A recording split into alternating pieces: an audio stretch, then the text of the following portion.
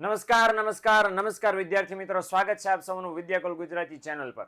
મિત્રો, ધોરણ 11 ની પ્રથમ સામયિક પરીક્ષા ખૂબ નજીક આવી રહી છે અને એ પરીક્ષાને ધ્યાનમાં લઈને હું તમારા માટે આજે અત્યારે હું લઈને ઉપસ્થિત થયો છું એવો મોસ્ટ ટાઈમ મુદ્દો જે પ્રથમ સામયિક પરીક્ષામાં પૂછાવાની 100% ગેરંટી છે.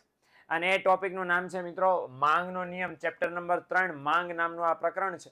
અને એમાં પ્રોફેસર આલ્ફ્રેડ માર્શલે જે માંગનો નિયમ રજૂ કરેલો હતો એ 5 માર્ક્સમાં બહુ બધા વર્ષે પૂછાયેલો છે ધોરણ 11 ની પ્રથમ સામયિક પરીક્ષામાં. એટલે જો તમે ધોરણ 11 માં ભણો છો, ચાહે આર્ટ્સમાં ચાહે કોમર્સમાં, અને જો અર્થશાસ્ત્ર વિષય છે, તો આ વિડીયો માત્ર ને માત્ર તમારા માટે છે, ખૂબ ઉપયોગી થવાનો છે.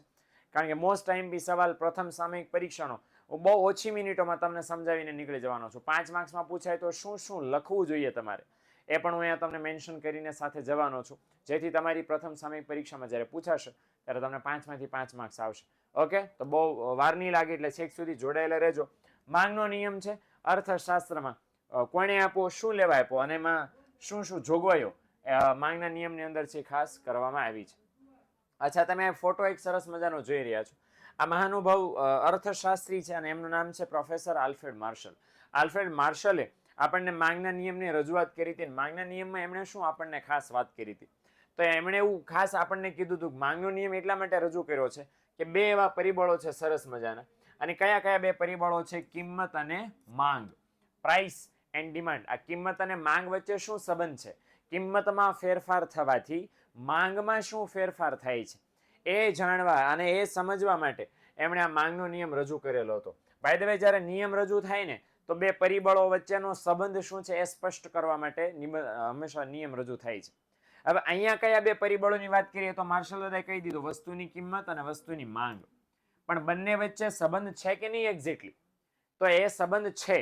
હવે અહીંયા જ્યારે કોઈ પણ બે પરિબળ વચ્ચે સંબંધ નક્કી કરવા માટે નિયમ રજૂ કરવામાં આવે તો નિયમ કયો સંબંધ શોધવામાં, જાણવામાં, સમજવામાં આવે છે? એને કહેવાય છે કાર્ય કારણનો સંબંધ. કે કોઈ પણ બે પરિબળ વચ્ચે સંબંધ છે કે નહીં એ ચેક કરવા માટે આ સંબંધને ધ્યાનમાં લેવામાં આવે છે. કાર્ય કારણનો સંબંધ એટલે શું? કે બે પરિબળો એમાંથી એક કારણ હોય અને બીજું કાર્ય હોય. ઇટ મીન્સ કે એકમાં છે એ કાંઈનો ફેરફાર થતો હોય, અથવા તો એકમાં ફેરફાર થાય એના લીધે બીજામાં ફેરફાર થતો હોય. ઓકે, એટલે અહીં હું સમજી લઉં કે અહીં લખ્યું છે કિંમતમાં થતો ફેરફાર એ અહીંયા શું ગણવામાં આવ્યું છે? કારણ. અને માંગમાં થતો ફેરફાર એ શું ગણવામાં આવ્યું છે? અસર. અસર એટલે કાર્ય. તો બે પરિબળો જ્યારે હોય ને દુનિયામાં ક્યાંય પણ નિયમમાં, તો પહેલું પરિબળમાં ફેરફાર થતો હોય એના લીધે બીજામાં ફેરફાર થતો હોય. ઓકે, તો ફોર એક્ઝામ્પલ અહીં કિંમતમાં ફેરફાર થાય એના લીધે માંગમાં ફેરફાર થાય. તો એટલા માટે કિંમત કારણ બન્યું માંગના ફેરફારનું. એટલે કિંમતને કારણવાળું પરિબળ કહેવાય. એટલે કિંમત માટે કારણ શબ્દ લાગુ પાડી શકો. અને કિંમતના કારણને લીધે કોનામાં ફેરફાર થયો? માંગમાં. તો માંગને કહી શકાય કાર્ય. એટલે ઇન શોર્ટ, કિંમત અને માંગ વચ્ચે જે કાર્ય કારણનો સંબંધ છે એને સમજવા માટે આ સરસ મજાનો માંગનો નિયમ પ્રોફેસર આલ્ફ્રેડ માર્શલે આપણી સમક્ષ રજૂ કર્યો હતો. હવે શું એમણે કીધું માંગના નિયમમાં? વ્યાખ્યા શું આપી? માંગનો નિયમ કહેવાય કોને? તો આ રહ્યો માંગનો નિયમ. અને એની અંદર આપણને બહુ સ્પષ્ટતાથી પ્રોફેસર આલ્ફ્રેડ માર્શલે વાત કરીને શું એમણે કીધું કે જો અન્ય પરિબળો યથાવત રહે તો, પહેલા હું આખો નિયમ વાંચી જાઉં છું. શું કીધું છે? જો અન્ય પરિબળો યથાવત રહે તો વસ્તુની કિંમત ઘટતા વસ્તુની માંગનું વિસ્તરણ થાય છે. જ્યારે વસ્તુની કિંમત વધતા વસ્તુની માંગનું શું થાય છે? સંકોચન. કહેવા શું માંગે છે? પહેલી લીટી જે મેં અંડરલાઈન કરી છે, પહેલું જ અડધું આમ નાનો એવો પોર્શન, આ જો અન્ય પરિબળો યથાવત રહે, આનો મતલબ શું છે? તો માંગને અસર કરનારા બે પરિબળો છે. ઓલરેડી તમે ભણી ચૂક્યા હશો, તમને ખ્યાલ હશે કયા કયા બે પરિબળો અસર કરે છે? કિંમત અને કિંમત સિવાયના અન્ય પરિબળો. તો અહીંયા કયા અન્ય પરિબળોની વાત થઈ રહી છે? માંગને અસર કરનારા કિંમત સિવાયના અન્ય પરિબળોની. એને માર્શલ દાદાએ કેવા ધારી લીધા છે? યથાવત. યથાવત એટલે કેવા ધારી લીધા છે? સ્થિર. ધારવા જ પડે, ઓબ્વિયસ. કારણ કે કિંમત સિવાયના અન્ય પરિબળોને સ્થિર ધારો તો અને તો જ કિંમતના કારણે માંગમાં શું ફેરફાર થાય છે તેમ જાણી શકો. અને એટલે અહીંયા માર્શલ દાદાએ અન્ય પરિબળોને સ્થિર ધારી લીધા છે. એટલે જો અન્ય પરિબળો સ્થિર એટલે કે યથાવત રહે, કાંઈ એમાં ફેરફાર ન થાય, તો અને તો વસ્તુની કિંમત ઘટે. હવે યાદ રાખજો, માંગનો નિયમ સમજાવતો છું, સાથે સાથે તમને એ પણ કહી દઉં યાદ કઈ રીતે રાખવાનો છે ભાઈ. તો એક ઈઝી એટલું યાદ રાખો, કિંમત ઘટે એટલે આપણને બેઝિક સેન્સ છે, કોમન સેન્સ નોલેજ ખબર છે કે કિંમત ઘટે એટલે વસ્તુ સસ્તી થઈ, અને વસ્તુ સસ્તી થઈ એટલે ગ્રાહક માંગમાં શું કરવાનો છે? વધારો. પણ એ લખાય નહીં કે કિંમત ઘટતા માંગ વધે, એમ ન લખાય. તો શું લખવાનું છે? કિંમત ઘટી એના કારણે માંગ વધી. તો કિંમતના કારણે જો માંગ વધતી હોય તો વધારો એવો શબ્દ ન વપરાય. કયો શબ્દ વપરાય? વિસ્તરણ. એટલે અહીં લખ્યું છે કિંમત ઘટતા વસ્તુની માંગનું શું થાય? વિસ્તરણ થાય છે. અને કિંમત વધતા એનું ઉલટું થાય કે જ્યારે વસ્તુની કિંમત વધે છે તો માંગનું શું થાય છે? સંકોચન થાય છે. હે ને? એટલે લિટરલી આપણે એમ જોવા જઈએ તો કિંમત અને માંગ વચ્ચે વ્યસ્ત ઊંધો સંબંધ છે, ઋણ સંબંધ છે. પણ અહીંયા આપણે વધારો ઘટાડો એવું નહીં લખીએ, કારણ કે કિંમતના કારણે માંગમાં ફેરફાર થાય છે. એટલે જો કિંમત ઘટે છે તો એના લીધે માંગનું વિસ્તરણ થાય, અને કિંમત વધે છે એના લીધે માંગનું સંકોચન થાય છે. એટલે ઇન શોર્ટ અહીંયા આપણને સાદી ભાષામાં કહેવા શું માંગે છે કે કિંમત અને માંગ વચ્ચે કેવો સંબંધ છે? વ્યસ્ત. વ્યસ્ત એટલે કે વિરુદ્ધ સંબંધ છે. એકમાં વધારો થાય છે, બીજામાં ઘટાડો. કિંમત વધે છે, માંગ ઘટે છે, કિંમત ઘટે છે, માંગ વધે છે. એટલે ઇન શોર્ટ કહેવાનો મતલબ એ છે કિંમત અને માંગ વચ્ચે કેવો છે? વ્યસ્ત સંબંધ છે. હવે આ તો થઈ ગયું.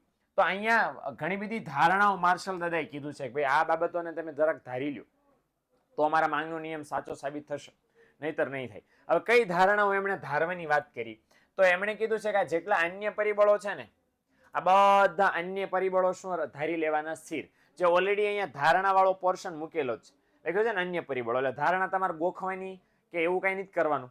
માંગને અસર કરનારા પરિબળોના ટાઇટલ જો તમારે પાકા હોય તો ધારણા અલગથી પાકી કરવાની બિલકુલ જરૂર નથી. જેટલા પણ માંગને અસર કરનારા કિંમત સિવાયના અન્ય પરિબળો છે એ અહીં લખી નાખો. અને પાછળ શું લગાડવાનું છે? સ્થિર રહે છે, સ્થિર છે, સ્થિર રહે છે, સ્થિર રહે છે, સ્થિર રહે છે. સિમ્પલ થઈ ગયું. એટલે ઓકે. હવે આવું કેમ લખવાનું? કારણ કે માર્શલ દાદાએ અહીંયા આપણને માંગના નિયમમાં જ કીધું છે કે અન્ય પરિબળોને કેવા રાખવાના છે? યથાવત. એક સ્વાધ્યાયમાં સવાલ છે કે માંગનો નિયમ શાથી શરતી કહેવાય છે? શરત આ રહી કે જો અન્ય પરિબળો યથાવત રહે તો માંગનો નિયમ છે સાચો સાબિત થાય છે, અથવા તો અન્ય પરિબળો યથાવત રહે એ શરત ઉપર માંગનો નિયમ રજૂ કરવામાં આવ્યો છે. માટે પણ માંગના નિયમને કેવો નિયમ કહેવાય છે? શરતી નિયમ કહેવામાં આવે છે. એટલે એટ અ ટાઈમ અહીંયા માર્શલ દાદાએ આ બધી ધારણાઓ બાંધી લીધી છે કે જો આ સ્થિર રહે, જો રહેતા નથી પ્રેક્ટિકલ લાઈફમાં, આપણે આ વ્યવહારુ જીવનમાં જોવા જઈએ તો આ બધા પરિબળો સ્થિર રહેતા નથી એકચ્યુઅલી. પણ આપણે માંગનો નિયમ સમજવો છે. એ સમજવા માટે એવું ધારી લેવાનું છે કે આવું સ્થિર રહેશે. આને સ્થિર ધારો તો પછી આ રીતે છે એ માંગનો નિયમ તમે કિંમત અને માંગ વચ્ચેના સંબંધને રજૂ કરી શકો. એટલા માટે સ્થિર ધારી લીધું છે. તો ભાઈ વ્યાખ્યા થઈ ગઈ છે, ધારણાઓ આપણે જોઈ લીધી છે. ત્યાર પછી આવશે શું? અનુસૂચિ માંગના નિયમની. હવે અનુસૂચિ કોને કહેવાય એની પણ વ્યાખ્યા છે. તો અનુસૂચિ એટલે શું? તો આપણને કીધું છે કોઈ એક કસ્ટમર છે, ગ્રાહક, એ કોઈ ચોક્કસ સમયે અલગ અલગ કિંમતે કેટલી વસ્તુની માંગ કરે છે, ખરીદવાની તૈયારી દર્શાવે છે. એ દર્શાવતી યાદીને માંગની અનુસૂચિ કહેવાય. પ્રેક્ટિકલ વ્યાખ્યા આ રહી અહીંયા. ઓકે, કોઈ કસ્ટમર છે 1 લીટર દૂધની કિંમતમાં કેવો ફેરફાર થાય, એના લીધે પોતાની દૂધની માંગ છે એમાં કેટલો ફેરફાર કરે છે. એમાં અહીંયા આપણને ચાર્ટ દર્શાવ્યો છે કે વસ્તુની કિંમત 50 રૂપિયા હોય ત્યારે 1 એકમની માંગ કરે છે, 40 રૂપિયા હોય ત્યારે 2 એકમની માંગ કરે છે, 10 રૂપિયા હોય ત્યારે 5 એકમની માંગ કરે છે. એટલે એટ એ ટાઈમ કસ્ટમર છે એ વસ્તુની કિંમતના આધારે પોતાની માંગમાં પરિવર્તન કરે છે, અને એ બાબત દર્શાવતી યાદીને, આ યાદી છે આપણે દર્શાવીએ છીએ. ઓકે, તો એને શું કહેવાય છે? માંગના નિયમની અનુસૂચિ કહેવાય. અનુસૂચિ ઇટ મીન્સ કે કોષ્ટક, લિસ્ટ, યાદી. અને આ યાદીમાં 2 કોલમ છે. પહેલી યાદી કિંમતમાં થતો ફેરફાર દર્શાવે છે, અને બીજી યાદી કિંમતના કારણે માંગમાં થતો ફેરફાર દર્શાવે છે. આ 2 ફેરફાર આમાં તમે જોઈ શકો છો. હવે તમને એમ થાય કે સાહેબ આ ખાલી યાદી અનુસૂચિના આધારે આપણે છે એ માંગનો નિયમ સમજવો હોય તો સાચો ખોટો કેમ ખબર પડે? તો જોઈ લો, અહીંયા 50 કિંમત ઘટીને કેટલી થઈ? 40 માંથી 30 માંથી 20 માંથી 10. સેમ અહીંયા એના લીધે માંગમાં શું થઈ રહ્યો છે? વધારો. અચ્છા, અનુસૂચિ પાઠ્યપુસ્તકમાં છે એ જ બેઠી ગોખવાની કે આ ઘરના આંકડા લખી શકો ઘરના આંકડા. પણ ત્યારે આ બાબત યાદ રાખવાની કે જો અહીંયા વસ્તુની કિંમતમાં તમે જો ચોપડીવાળાએ શું કર્યો છે, કિંમતમાં શું કર્યો છે? ઘટાડો. એટલે કિંમત 50 માંથી 40 માંથી 30 માંથી 20 માંથી 10 એવી રીતે કિંમત સતત ઘટતી જાય છે. પણ સામે પક્ષે માંગમાં શું થઈ રહ્યો છે? સતત વધારો. એટલે અહીંયા જો આંકડા માંગ કિંમતના ઘટતા જતા છે તો માંગના વધતા જવા જોઈએ. ક્લિયર થયું? એટલે આ રીતે આ વસ્તુ ખાસ સમજવાની. અને જો વસ્તુની કિંમત છે નીચે તમે શરૂ કરો છો, કદાચ હું એમ કહું ના મેં આના બદલે 10 20 30 40 50, ઓકે, એવી રીતે અહીંયા કામ કર્યું છે, તો માંગ શું થવી જોઈએ? ઘટતી જવી જોઈએ. આ બંને વચ્ચે એક આંકડા ઘટતા હોય તો બીજા વધતા જવા જોઈએ, એક આંકડા વધતા હોય તો બીજા ઘટતા જવા જોઈએ. ઓકે, 2 સરખા ન થવા જોઈએ. એવી રીતે આપણે અનુસૂચિ બનાવવાની થશે. ઓકે, હવે આ જે અનુસૂચિ છે એના આધારે આપણે આકૃતિ દોરીએ ને તો કંઈક આવા ઢાળવાળી મળે. આ ઢાળને કેવો ઢાળ કહેવાય છે? આ ઢાળને કહેવાય છે ઋણ ઢાળ. આ ઋણ ઢાળ કોની વચ્ચે જોવા મળે છે? દૂધની કિંમત એટલે કિંમત અને માંગ વચ્ચે જોવા મળે છે. ઓકે, આ જે ઋણ ઢાળ છે. ખબર કેમ પડે કે ઋણ ઢાળ છે?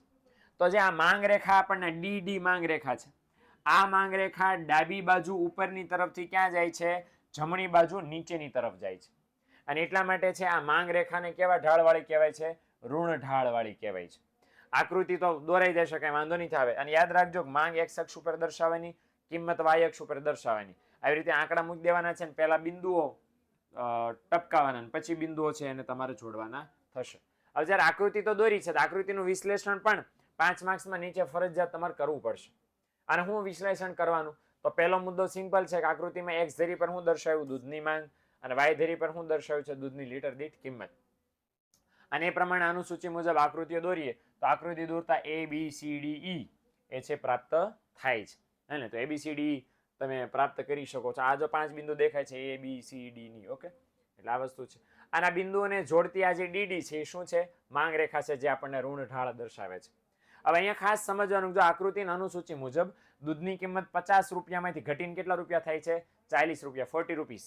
અને ત્યારે દૂધની માંગ 1 લીટરથી વધીને કેટલા લીટર થઈ જાય છે? 2 લીટર થઈ જાય છે. એટલે અહીં આપણે અનુસૂચિમાં જોઈ લો તો આકૃતિમાં પણ ખબર પડે કે દૂધની કિંમત છે 50 રૂપિયામાં ઘટીને 40 રૂપિયા થાય તો માંગમાં શું થાય છે? માંગ વધી જાય છે. એટલે બિંદુ આ બાજુ ખસતા જાય છે બધા. એટલે જેમ જેમ કિંમત ઘટતી જાય એમ માંગ વધતી જાય છે. અને એટલા માટે છે આ રીતે માંગ રેખા પરના આપણને બિંદુઓ નીચે તરફ જતા જોવા મળે છે. સાદી ભાષામાં માંગ રેખાનો રૂટ કયો છે? માંગ રેખાનો તો એ માંગ રેખા છે ડાબી બાજુ. એટલે ડાબી બાજુમાં પણ ક્યાં? ડાબી બાજુ ઉપર તરફથી ક્યાં જાય છે? જમણી બાજુ નીચે તરફ ગતિ કરે છે. અને માટે આ માંગ રેખા છે એ કેવા ઢાળવાળી જોવા મળે છે? ઋણ ઢાળવાળી જોવા મળે છે. એક ઓર કારણ છે ઋણ ઢાળવાળી જોવા મળવાનું માંગ રેખા, કારણ કે કિંમત અને માંગ વચ્ચે કેવો સંબંધ છે? વ્યસ્ત સંબંધ. બંને વચ્ચે વ્યસ્ત સંબંધ હોય, બે પરિબળ વચ્ચે વ્યસ્ત સંબંધ હોય. અને ત્યારે એ બે પરિબળોની દર્શાવતી આકૃતિ તેમ દોરો તો ફોર શ્યોર એનો ઢાળ હંમેશા કેવો રહેવાનો છે? ઋણ રહેવાનો છે. આ બાબતને આપણે ખાસ ધ્યાનમાં લેશું. હે ને? તો આશા છે કે તમને માંગનો નિયમ સમજાણો હશે. અચ્છા, મેં તમને માંગનો નિયમ સમજાવ્યો છે. પરીક્ષામાં પૂછાય તો શું લખવાનું છે? તો માંગના નિયમની વ્યાખ્યા. ઓકે, અને પછી તમારે ધારણા લખવાની છે. વ્યાખ્યા લખશો, ધારણા લખશો, અનુસૂચિ, અનુસૂચિની વ્યાખ્યા, આકૃતિ અને આકૃતિનું વિશ્લેષણ. આટલી વસ્તુઓ ખાસમ ખાસ મેન્શન કરવાની છે. સમગ્ર વિડીયોમાં મેં જેટલી માહિતી બતાવી છે, 5 માર્ક્સમાં સવાલ પૂછાય તો તમારે અવશ્ય એ લખવાની થશે. ઓકે, તો મને આશા છે આ વિડીયો તમને કામમાં આવશે 5 માર્ક્સ મેળવવા માટે 11મા ધોરણમાં ઇકોનોમિક્સ વિષયમાં. ઓકે, તો વિડીયો મિત્રો ગમ્યો હોય તો લાઇક કરજો, તમારા મિત્રો સાથે શેર કરજો, ચેનલને સબસ્ક્રાઇબ કરવાનું ભૂલતા નહીં. આવા જ ઉપયોગી વિડીયો માટે નિયમિત રીતે ચેનલની મુલાકાત લેતા રહેજો. મળીએ મિત્રો નેક્સ્ટ વિડીયોમાં. ત્યાં સુધી આવજો, ટાટા, બાય બાય, સી યા.